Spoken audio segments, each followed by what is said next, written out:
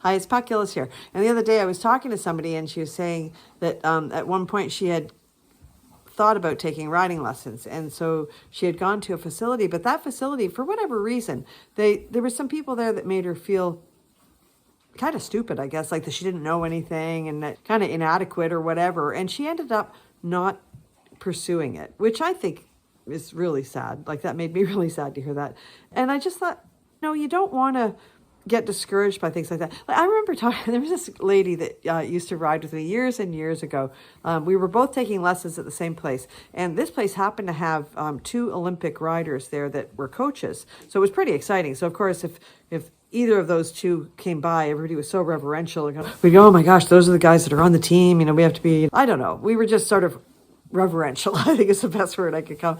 Anyway, this girl that rode with me, she was just kind of a recreational rider, and she was a chemist. And she was a paint chemist, actually. She worked for a big paint company.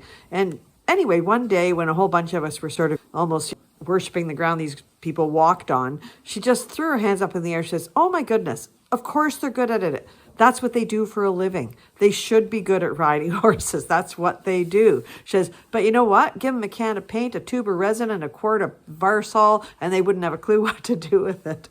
And I thought to myself, that's true. She was a good paint chemist, and if I had thrown those two Olympic riders into her world, they would have known nothing either. And I think that's something to remember if you're unfortunate enough to go to a place that tries to make you feel like you don't know anything. Because we all have our areas of expertise, right? We all have areas where, you know, we've worked on something for a long time, so maybe we're kind of a little bit better at that than someone else. But it doesn't mean that we don't have a whole world of things that we don't know anything about. The horse people that I really respect are the ones who are really open to learning. Because horses teach you something every day.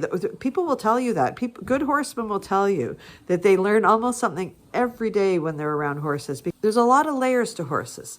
There's a lot of understanding that we have to reach when we start to deal with horses.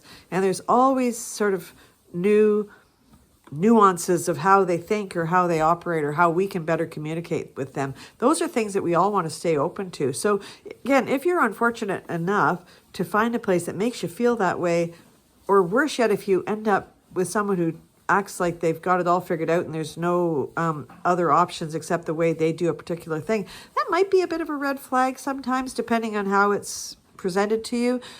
We really want to stay open with horses. Horses are always the best teachers. And the more we stay open to learning from them, the better off we'll be. So don't be discouraged. If it's really upsetting to you, find somewhere else, because horses are a wealth of information just waiting for you to kind of unpeel all the layers. And it's a great thing. You can be doing it your whole life. Here I am. Anyway, okay. Thanks so much. Remember to thank your horse, and we will talk to you next week. Cheers.